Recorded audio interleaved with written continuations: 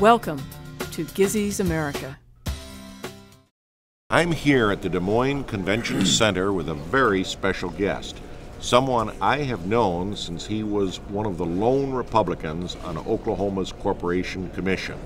He's also an historic figure as one of only 4 African-American Republicans to serve in the U.S. House of Representatives since the Great Depression, former Congressman J.C. Watts of Oklahoma. Thanks for joining us, J.C. John, thank you for having me. Good to see you. Good to see you again. You're here for some important campaigning, I hear, for your old colleague and comrade in arms in the House, Newt Gingrich. I am, John. I endorsed Newt about 2 weeks ago. Newt's a friend. He has been a friend.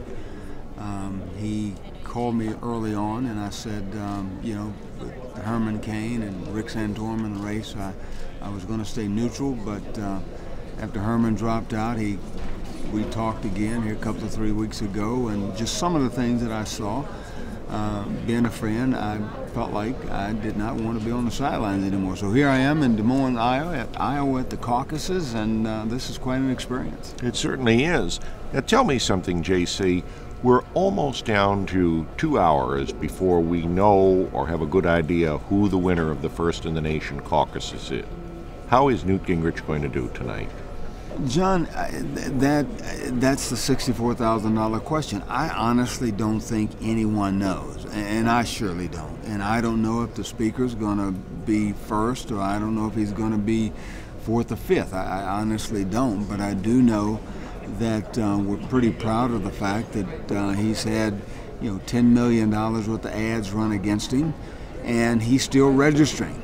So, I think that's a good sign it shows people his stability and kind of gives some people some flavor of how he can handle what's going to happen in the general election, because the president's going to have a lot of money.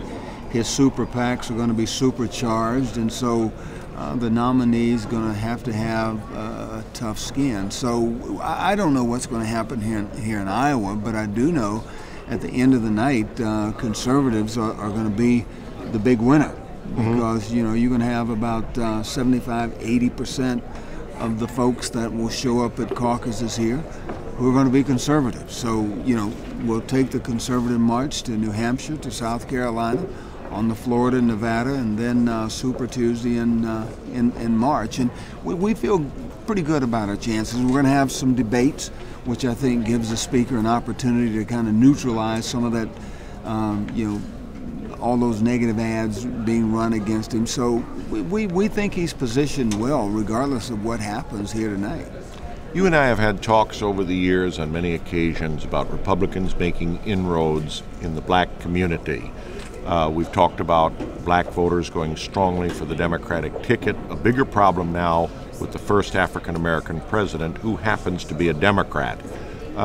Will Barack Obama be able to count on that same solid vote among his fellow African-Americans this year? President Obama got 96% of the black vote in 2008, and I doubt, I suspect that probably won't slip much, although there's been many in the black community that's been disappointed in his record.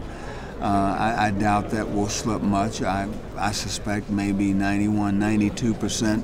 But even before President Obama was in the White House, I think Republicans did a pathetic job in trying to establish deeper relationships. And John, I come from, before I was in Congress, I was a youth pastor. I come from the faith community. And tell me, people that, if you've ever heard T.D. Jakes preach, or Creflo Dollar preach, or Bill Winston preach, or even in the white community, people like Kenneth Copeland or Charles Stanley or people like that I've listened to over the years.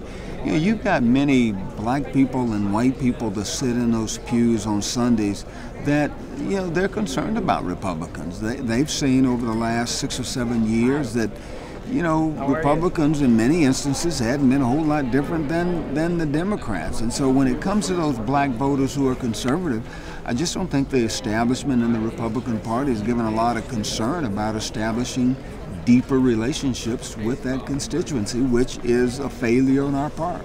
Something to consider. Thank you very much, Okay. J.C. Watts. John, thank you, sir.